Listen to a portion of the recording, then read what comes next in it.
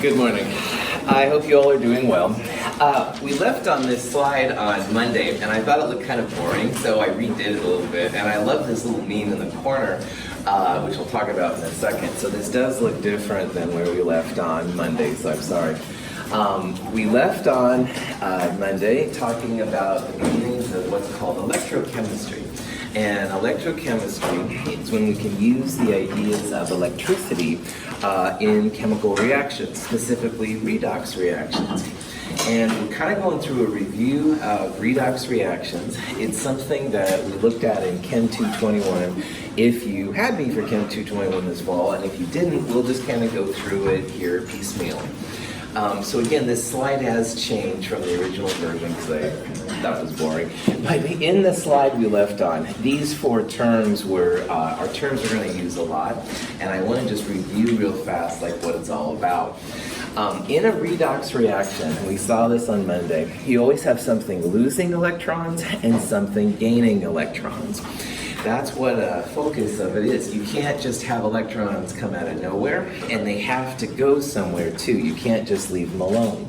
So an oxidation is when a species loses electrons. All right, anytime something loses electrons, it's been oxidized.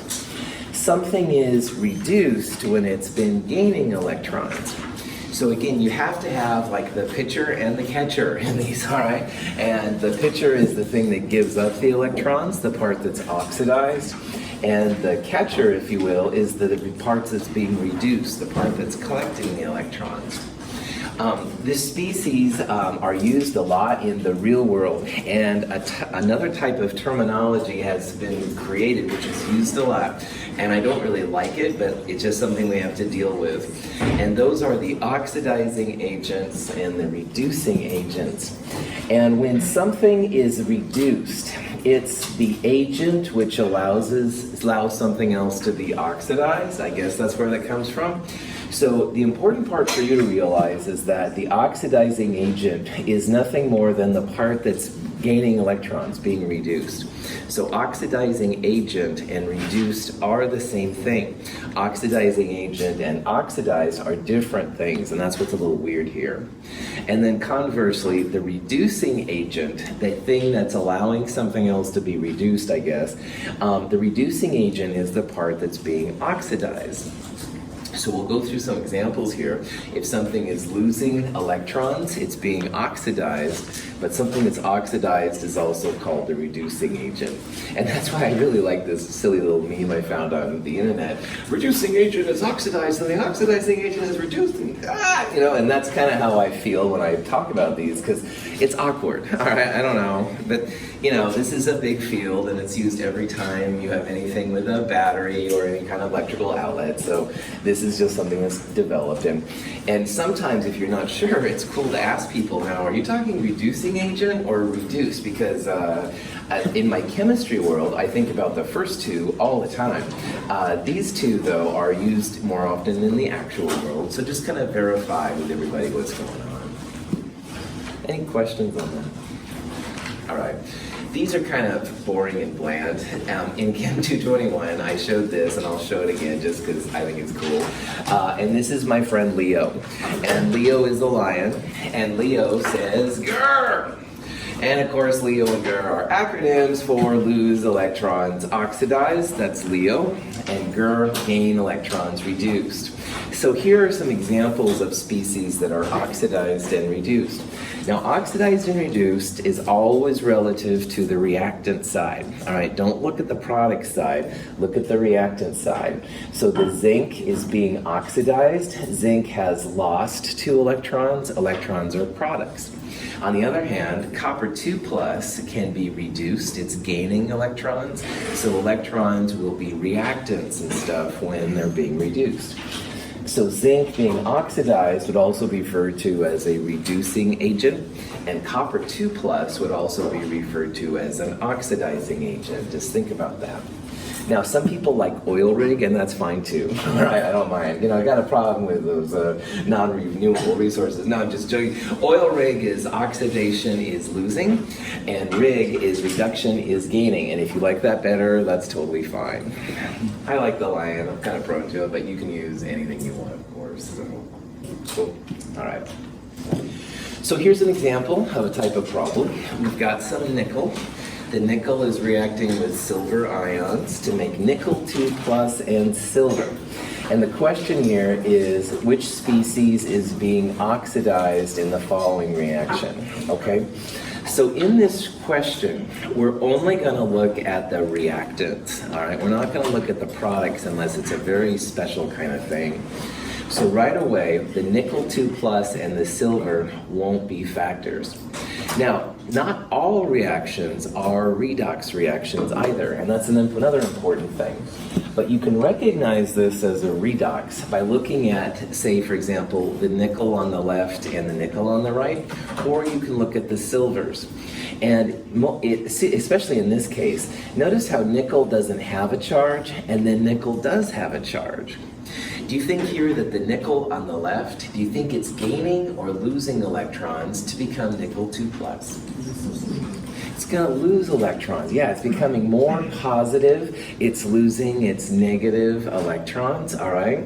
So the nickel here is losing electrons, and if something loses electrons, that's the LEO, that's losing electrons oxidized. The nickel here has lost electrons.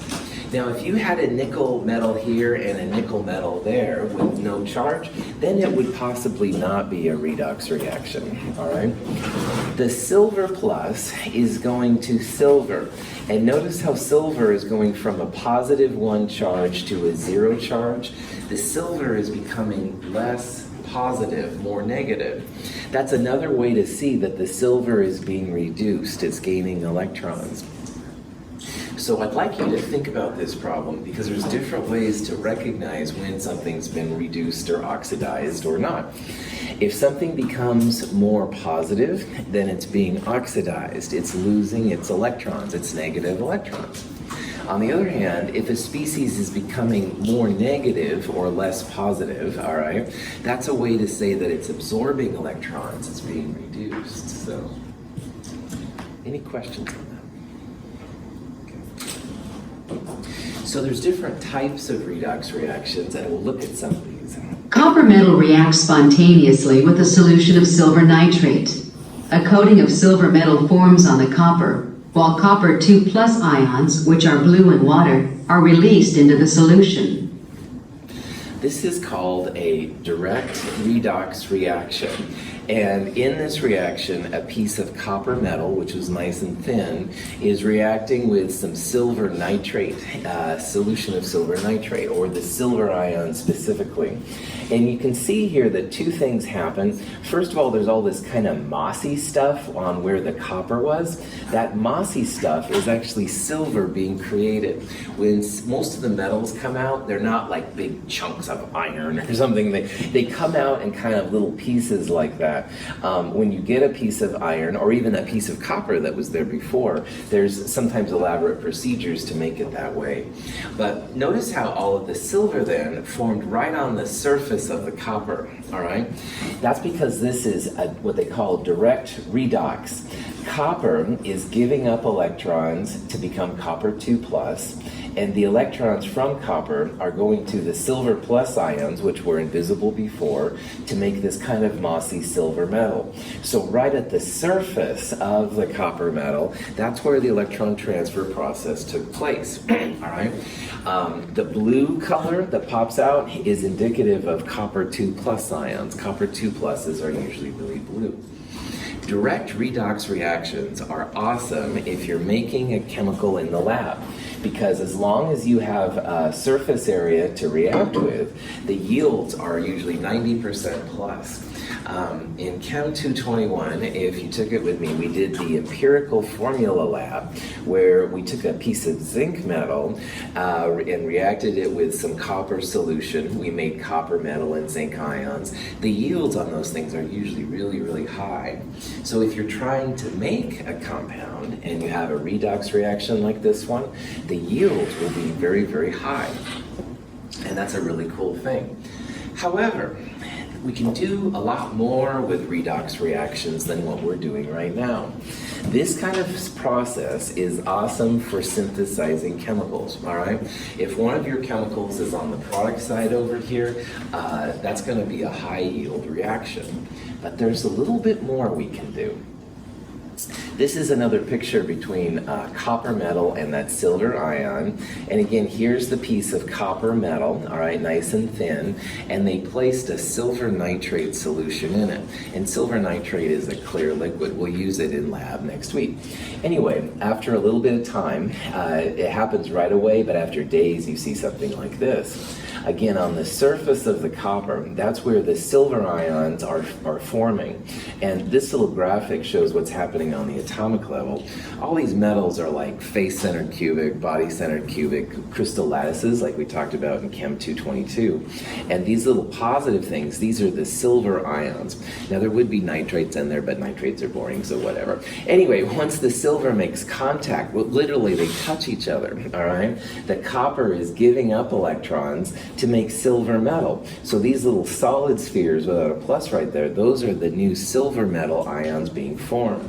But in the process then, some of the copper ions are becoming copper 2+. It says just +1, you know, be patient if you can. So after a while then, the copper ions stop floating in solution. That's where this cool blue color comes from. And then again, this kind of mossy looking stuff, that truly is the raw silver metal and stuff that's being formed. So in a direct redox, you have to have oxidized and reducing parts touch. And sometimes that's cool, and sometimes we can see there's even neater things you can do if you can separate them. Now, an indirect redox reaction is what we're going to focus on a lot. And for every one of you this morning that has used a battery, which is probably about 100%, I'll poke on Teresa just because she has her computer right there. Anytime you use a battery, you are using an indirect redox reaction. And what that means is literally, I'll put this in front of my camera, if I push my button and my laser pointer happens, I'm pushing the button and I'm making a circuit, all right? And you can think of a circuit on this non-engineering level as nothing more than like a racetrack for the electrons to run around in. So right now, the track is broken. No electrons can happen. That's like me without pushing the button for my laser remote control here, all right? But the minute then you push the button or you connect the circuit, you create a little path for electrons to go through. Wires like copper and stuff like that are really good for transferring electrons. And it's more than just copper, but copper is relatively cheap. When you do that then, you can do things like show that the electrons are running through. This is just a little light bulb and stuff that lights up when it happens. When I push the remote control on my, on the little button on my remote control, it makes the little red laser pointer happen. But of course, I take the button, my finger off the button and it stops.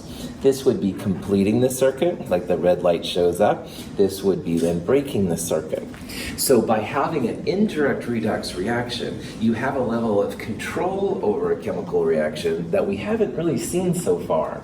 I mean, this is really cool. We want the reaction to go, complete the circuit. But on the other hand, you know, we want to take a break and do it on Monday. Take your finger off the button. You can do it again on Monday. It's an interesting kind of phenomenon.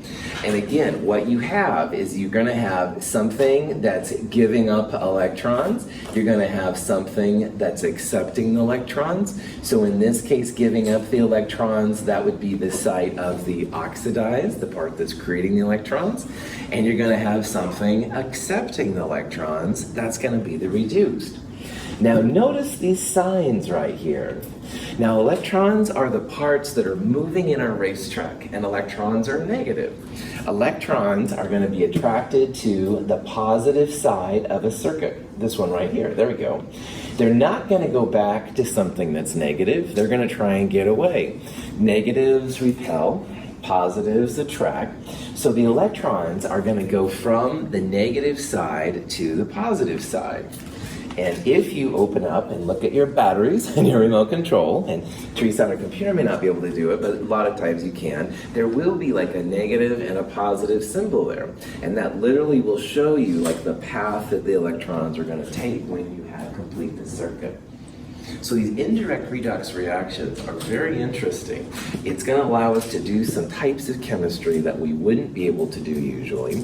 We can still do those direct redox reactions, but again, if we don't feel like doing it until next Thursday, flip off the switch, break the circuit, connect it, go it back together. Questions? All right, why study this field? Obviously batteries. I've always been battling about batteries because it's a big thing. Electrochemists are proud of their contributions to batteries. And you know that some batteries are better than others, some have to be recharged more often. All of these things are properties of the chemistry of them. So we'll talk a lot about that. Corrosion is huge, all right? Like in the Navy and stuff like that, they're always trying to find ways to keep their ships, from corroding in the very corrosive salt water. And just leaving, your iron things outside in the rain will begin to have them rust. So this is a great way to prevent then the decomposition of compounds and substances that might be really important to you, i.e. a ship in the water. In a chemical world, a lot of chemicals, you have to use redox to make them. Like in the real world, there isn't any natural chlorine, any natural fluorine. There's some very small deposits of sodium hydroxide, but nothing like what we use like in our lab. There wouldn't be enough to do it. So all of these chemicals are basically created through redox, all right? We apply energy to them to make them in their pure form. Aluminum is one in the Northwest, which has been really important. Aluminum was a source of lots of things before World War II and beyond, but anyway, our cheap electricity from dams was what allowed the aluminum to be made, which is kind of cool. But gosh, more important than anything, we're all using it right now to breathe, all right? And that's kind of important probably, I would argue. So anyway, the heme in our bodies is basically taking the electrons and putting them on essentially like an iron center. And then the iron center then transfers it to your body and releases it again. That's a type of a redox reaction as well. So biologically, on a practical level, so society, and for all different reasons, this is arguably one of the most important sections and stuff that we've talked about in the whole sequence. Now, an electrochemical cell is just a fancy name for having an oxidizing species and a reducing species, but you have some kind of control over them, all right? It's basically a type of an apparatus. You're going to have usually two separate compartments connected by some kind of a wire or something like that to make the little electrons run around. It's going to make a circuit, all right? There's different versions of them. Now, in this whole chapter, we've talked about reactions which are product-favored and reactions which are reactant-favored. The type of cell we're going to look at the most is a product-favored reaction. And all that means is if you push that button, something happens, all right? Product-favored means that something's going to occur. And there's fancy names for product-favored electrochemical cells. They're called voltaic or galvanic cells, after the two of the scientists that started to explore this. So if you see voltaic or galvanic cell, you can literally think about it as if you connect the circuit, if you push the button, something's going to happen. It's product-favored, delta G, we'll talk about that later. Now, why this is important is that once in a while, if you've used a battery for a long time, you'll push the button, nothing happens, your battery is dead. Those kind of batteries do have a use, and we'll talk about those later. An electrolytic cell is nothing more than a type of electrochemical cell, but it's reactant favored. You push the button and nothing happens. And there's reasons why those are useful. You think, just throw it away, recycle it, whatever. But actually there is a use for these electrolytic cells. You have to add energy to make something happen to these. And there are actually uses for that, like we'll talk about. So. Volta and Galvani were two of the original people that studied electrochemistry, and they were both from Italy, which is kind of cool. Both of these people are real characters, man, and if you've got nothing else to do, read up on them. They're very interesting people. My hat's off to the Italian culture for their work. They're definitely great electrochemists. My favorite electrochemist, Frankenstein. Okay, young Frankenstein, probably dating myself, sorry. Anyway, so let's go back then to figuring out more about these direct and indirect redox reactions and how you can do it. And if we're going to be able to figure out like how much electricity or how many electrons come out, we need to figure out what is happening chemically inside it. And what we're going to do now is just look at some rules in order to balance redox reactions. This is an example. The solution on the left is potassium permanganate, and potassium permanganate is a very dark purple solution. The solution on the right is an iron 2+ solution. Sometimes they have a slight yellow tinge to them, but more often it's pretty much colorless. If you add those in the presence of acid, H+, you're going to end up making manganese 2+, iron 3+, and some water. Here are the oxidation numbers of manganese and iron. Now in Chem 221, we talked about these numbers real fast. Sometimes the oxidation number is easy, like here it's a +2, iron is a +2. If the compound you're looking at, the oxidation number is in a compound or an ion, then usually oxygen is -2 and usually hydrogen is +1. So 4 -2 oxygens gives -8 from the oxygens, and the manganese plus the -8 from the oxygens is going to equal -1. So the manganese here, this is a +7 manganese. Like if 4 times -2 is -8, and this was +7, those two together would give the overall -1 charge. Those are oxidation numbers, and why they're helpful is it is a way to see if a redox reaction has occurred or not. On this side, notice how manganese was +7 and it went to +2. So if the oxidation number changes, all right, that's indicating that you have a redox reaction. The only way that manganese can go from +7 to +2 is by adding 5 electrons. 5 -1 electrons plus a +7 manganese is going to give you a +2 manganese. But if manganese needed 5 electrons, i.e. it was reduced, you have to get the electrons from somewhere. So the iron is going from a +2 to a +3, and each one of those irons is going to give up 1 electron. The reason there's a 5 right there is you need 5 electrons from 5 iron 2+ to feed the 1 permanganate manganese and make it go from +7 to +2. Now, if oxidation numbers are like, and I understand, I'm going to show you some techniques where you don't have to use oxidation numbers. It is kind of the ultimate way, but there is another way which I think is easier, which I'll show you here in a little bit. The purple solution is aqueous potassium permanganate. The colorless solution contains iron 2+ ions. When we combine them, a redox reaction occurs. The permanganate ion is reduced to manganese 2+, and the iron is oxidized to iron 3+ ion. So this is a direct redox reaction. You add the permanganate to the iron +3 pops out, the purple permanganate goes away, and you have manganese 2+. So this next section, we're going to figure out like how you would balance this, all right? And you don't need to have oxidation numbers. It is helpful, all right, but it's not the end of the world. If you follow my techniques and you use your charges, you're going to be good in this section. Any questions so far? Okay, so let's go through some examples. These examples are going to be kind of boring and slow at first, but they'll get crazier. But as long as you follow the steps, you're good to go. So let's slip these out. Oh, wait a minute, let's do this one first. Vanadium here is one of the metals, And like all the transition metals, they don't have a predictable charge. Like sodium is always +1, and magnesium, group 2A, always +2. But all the transition metals, the chromium, the manganese, and iron in the last examples, and vanadiums, these are ones where they'll have multiple charges possible, so it's hard to know.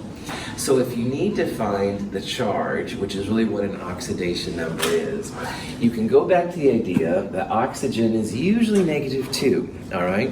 All the oxides and hydroxides has oxygen as -2. There's 2 -2 oxygens for -4 total from the oxygens, but the overall charge of the system is +1.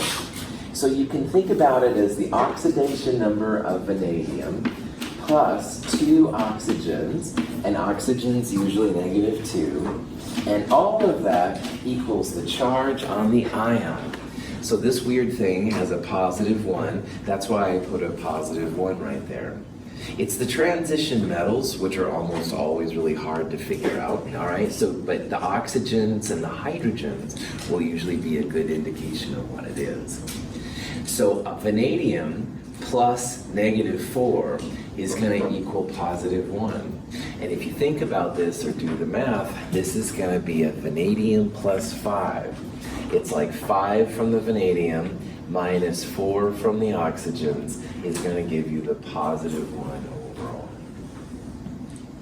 Any questions on that? So the first example... Copper metal reacts spontaneously with a solution of silver nitrate. A coating of silver metal forms on the copper, while copper 2+ ions, which are blue in water, are released into the solution. So this is the thing we looked at earlier, where the copper metal and the silver ions are reacting to make the kind of mossy silver and also some copper 2+. So we'll go through the rules we'll use to balance these guys. You can see how they work, and then we'll be able to do it. Now, I'll be honest, I think a lot of you could do this one without using any of the rules, and that's legit too. But I am going to introduce them, so when they get a little crazier later on, you'll be good to go. So when you're balancing reactions, first of all, you want to put the 2 species that are similar with each other on the reactant and the product side. If you know which one is oxidized and you know which one is reduced, that's cool, but as we'll see, you don't even really need that. So in the example we're looking at, you would have the 2 copper species together because they're similar, and you would have the 2 silver species. Copper is somehow turning into copper 2+, and silver plus is somehow turning into silver. Now, copper is losing electrons, it's being oxidized, while silver plus is gaining electrons to be silver, it's reduced. If you know these, cool, but you don't have to, all right? Just put the coppers together, put the silvers together, similar species together. We'll figure out this part later on when we look at the electrons. The next thing you need to do is balance for mass. If this was like copper 2+, we'd have to add like a big 2 in front of that one to make the atoms balanced. This example is so simple that you have 1 copper here and 1 copper there. That's balanced, 1 silver there and 1 silver on the other side. There's nothing to balance for mass here, but we'll see later on this could be the case. This is the next part here. This is the important part. We're going to balance the charges on both sides, but the only thing we can do to balance charge is add electrons. So first of all, let me once again remind you, this charges on your atoms and ions are critical in this section. If you just had silver going to silver, there would be no electrons to add. But in a true balanced reaction, not only will the atoms be balanced, but the charges will be balanced. This first one here is not balanced for charge, like you have +2 on this side and no charge on the reactant side. So the only thing we can do is add negative electrons. So this side is more positive. I'm going to add some negative electrons to the product side to make the overall charge go to 0. If you do that, if we add 2 electrons to the product side, now I've got a -2 from the electrons and +2 from the copper 2+, the overall charge on the product side is now 0. And that's good, because the reactant didn't have a charge either. This is what it means to have balancing of charge. All of the positives and negatives on the product side have to equal all of the positives and negatives on the reactant side. There's no charge there. This is now 2 minus 2, 0. Balance for charge. Questions on that? The other one, we're going to add an electron to the reactant side. This silver has no charge. This is more positive. Notice how we're adding electrons to the more positive side. So +1 from this silver, -1 from that electron. That whole side now is 0, just like this side. This is an example of reactions balanced for charge.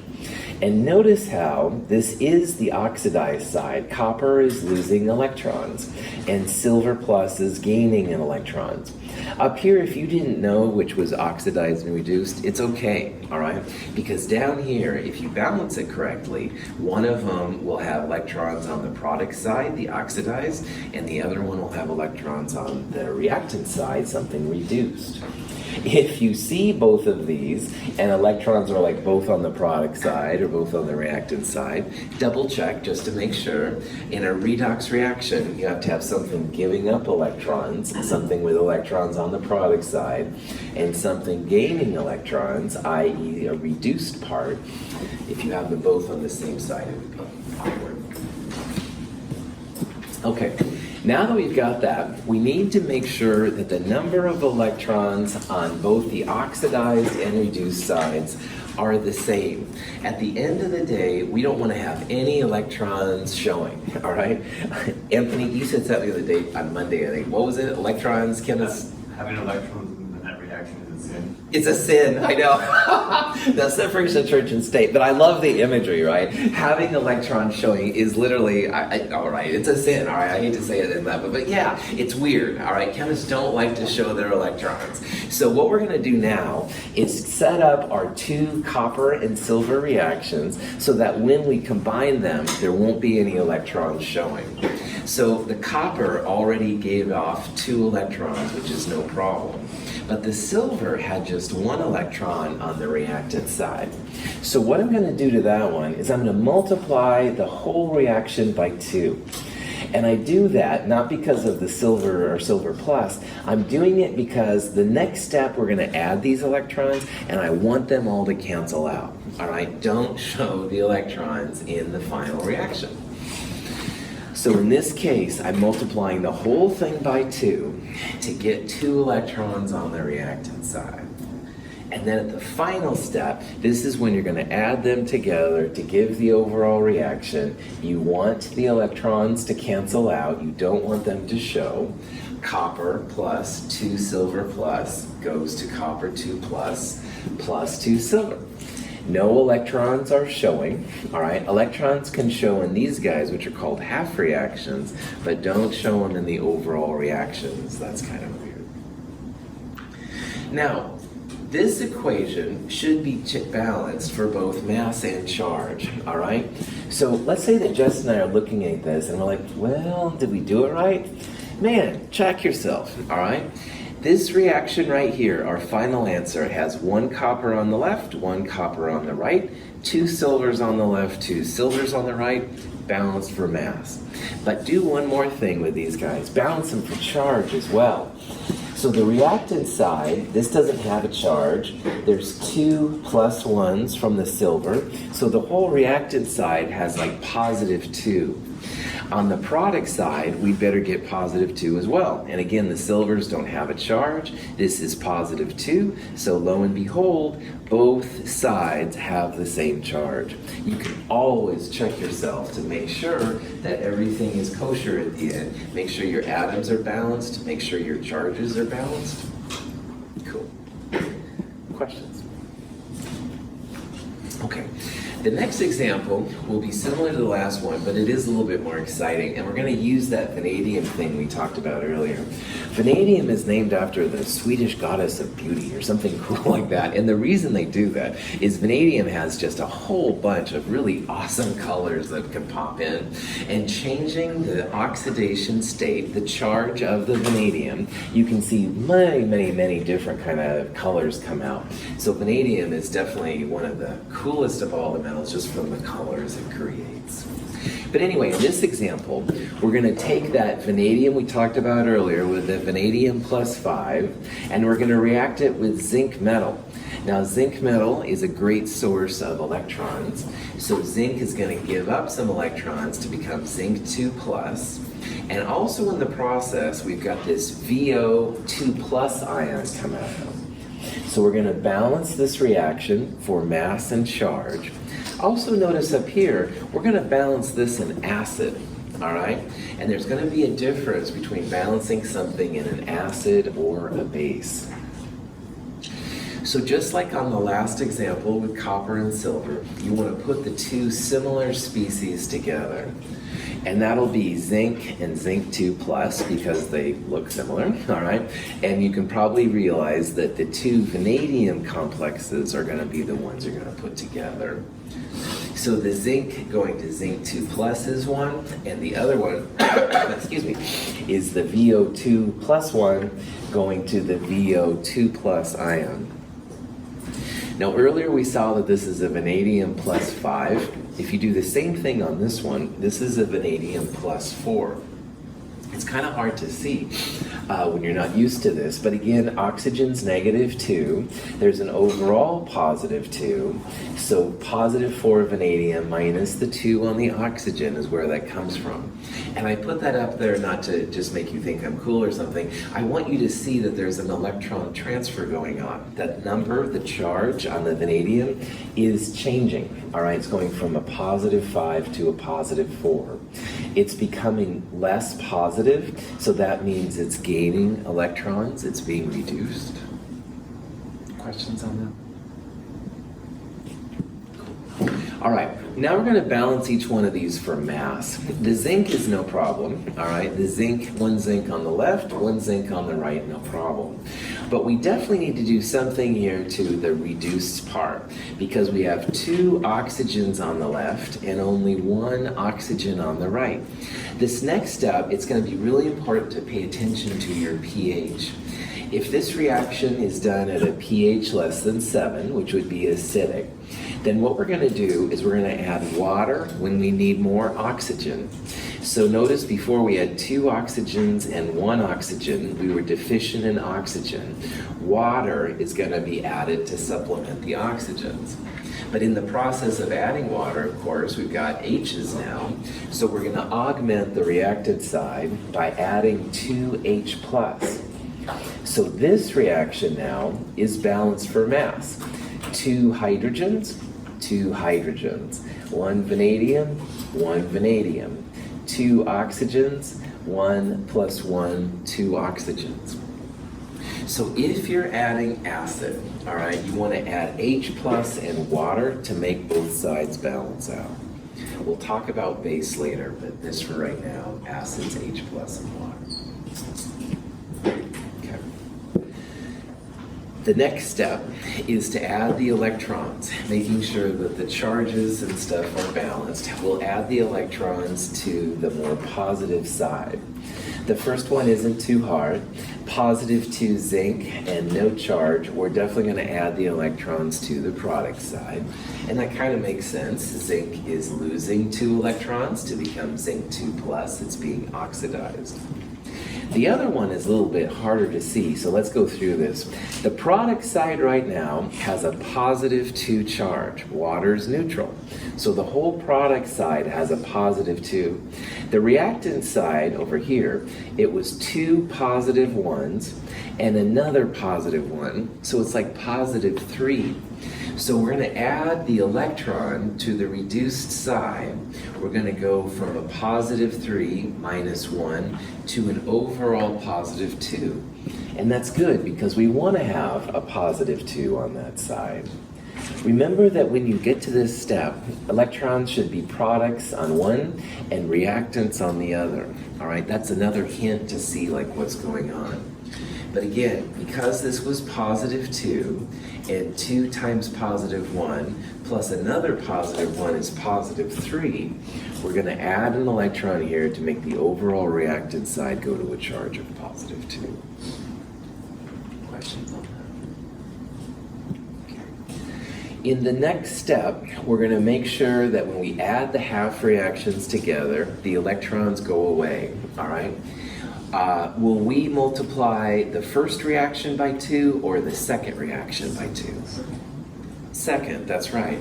You want to make the electrons go away. Forget everything else in the reaction. Just focus on the electrons. We need to multiply this one by 2 in order to make that happen. So I'm not going to touch the zinc, but I am going to multiply the second one by 2. And it's everything by 2. If you do one, you got to do it all kind of thing. So we're going to have 2 electrons and 4 H plus 2 VO2 pluses, making 2 VO2 pluses and 2 waters. And we do that because, as Anthony succinctly pointed out, having electrons in chemistry shows kind of like a sin. Maybe not that far, but it is like a bad thing to do unless it's half reaction. So we'll add them together. The electrons will cancel. That's the most important thing. Zinc is the only reactant here.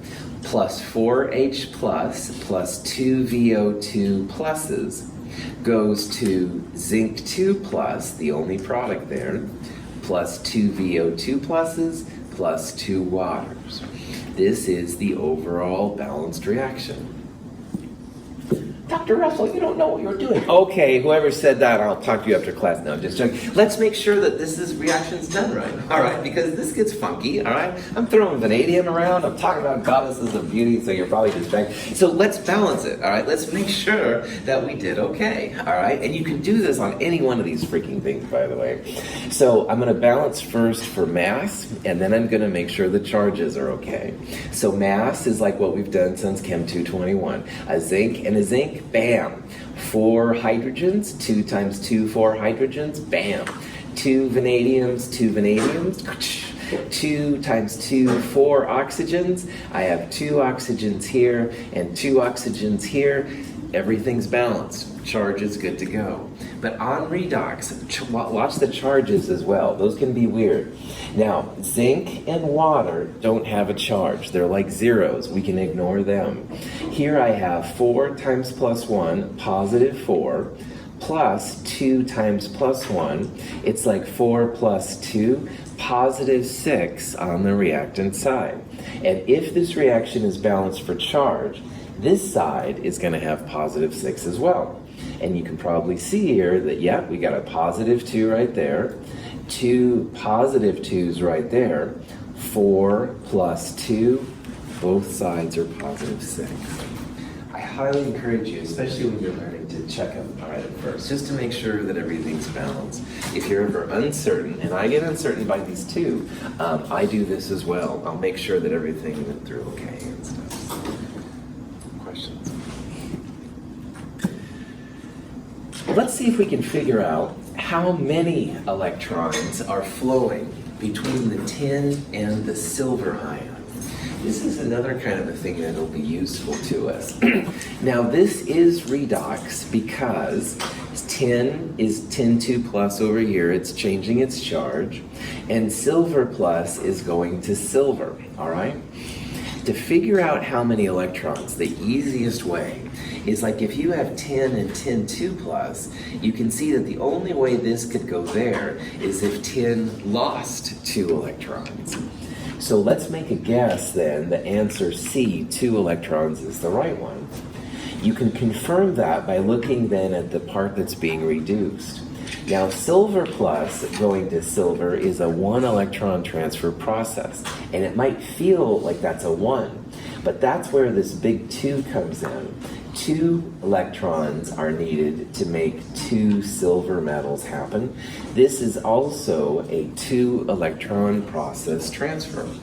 So by it, whether you look at the oxidized part or the reduced part, 2 electrons here are being transferred. Any questions? The next type of thing, and the last one we're going to look at, is when you balance something in base, all right? Acid is much more common, but base does occur. Now, things balanced in base can be a little tricky.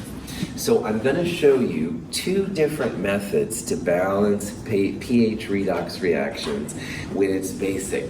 One of them is a lot faster, but the way that I prefer is longer. And this is, I think, the only time that quick and dirty lazy chemist me actually prefers a longer way. So I'm going to let you know that we're going to look at two ways. You can use either method you want. I actually like the longer way here. It works better in my brain. But a lot of you are really intelligent here. You can probably go through the shorter way, and that is cool. That's awesome. But if you need to go the longer way like yours truly, it's all right too. Now this reaction has a permanganate, and it's actually reacting with something called a peroxide. These are real nasty little buggers with lots of energy. It's an oxygen-oxygen single bond, and they're usually really ready to react. They're very deadly. Anyway, this can actually make an MnO4 2- compound, which is also pretty unstable, and some oxygen. So just like before, whether it's acid or base, split up the species into the parts which are similar. So the two manganese will go together, and also these two oxygens. Now again, this is a peroxide, and peroxides are really strange. By oxidation numbers, this was an exception to oxygen's -2. Peroxides actually have a -1 charge. But neutral oxygen like this one, like all neutral elements, would have an oxidation number of 0. So we're going from a -1 to a 0. That's why this is an oxidation. It's becoming... Wow, the Windows computer just like came on. I wasn't even close to it. I didn't touch anything. Oh, spirits, man. All right, Prof Hat, really on. Darn you, Anthony, for bringing up sin things when we were thinking about spiritual. Okay, Prof Hat, really on now. I'm going to shut up, not worry about waiting. Okay, the other one. Sorry. Manganese. Put your manganese things together. Wow. When you figure out the charges, this is a manganese +7 going to a manganese +6. I put these up here just to show you the charges. But again, if you don't know which is being oxidized or reduced, don't worry about it. Those will come out when we balance with the electrons later. All right, but I just need to show you because I'm the instructor, I guess. Anyway, what we're going to do now is balance each of these for mass, okay? Now, this is where it gets kind of fun. We're in base now, we're not in acid. In acid, you added H+ and water. This one here is actually balanced for mass already. A manganese on both sides, 4 oxygens on each side. It's good to go. But this one's funky. Now you can see that this one is hydrogen deficient, like oxygen doesn't have any hydrogen. So in base, we'll add water where there's no hydrogen present. So in base, we'll add a water there to make the H's go. But now you can see two things happen. Our oxygens are now weird, and we don't have enough hydrogen over there. So when you do base, you can also add hydroxide. So just like with acid, it was H+ in water. With bases, it's hydroxide in water. And this is the part that's always very awkward to me. You add the water to the hydrogen deficient side, and you add hydroxide to the oxygen deficient side. So in the original version of this problem, this side didn't have any hydrogen. It was hydrogen deficient. That's why we added the water. And then because this imbalanced the oxygens, we added hydroxide to the other side to make the oxygens work out. If you can see this in your brain, you've got the short method down. But if, like me, I'm like, kind of freaks me out, I'm going to show you a quick and dirty way to get around it here. Let's go. Yeah, no worries. Okay, so these two reactions, next thing to do, balance for charge. There's 2 -1 charges on the reactant side, and this side has no negatives at all. So we need to add 2 electrons to make the 2 sides charges work out. This side, we're going to add 1 electron to the reactant side. So we have -2 on the reactant side and a -2 right there. We need to make sure that when we add the two reactions, the electrons cancel. We'll multiply the second one through by 2. We need to make the 2 electrons here and the 2 electrons there disappear. That's the important part. So finally then, adding these reactions together, this is the answer. Hydroxide plus this thing plus 2 permanganates makes oxygen plus water plus 2 of these MnO4, 2 minuses. This is the faster way to balance these reactions. I want to introduce her real fast, and we'll go back on it on Friday a little bit. There is a faster way to do it if you balance first in acid and then go back in base. So to do it, the first steps are all the same, separate out the species, but now when you get to this part, instead of adding water and then hydroxide, I'm just going to add H+. So I'm pretending that this is an acid first, and I'm going to go back later and add base to neutralize it. If you're curious, you can go through the rest of the steps. I think I'm going to start here on Friday. This is a good place to stop. Any questions before we... Have a great day. Thank you.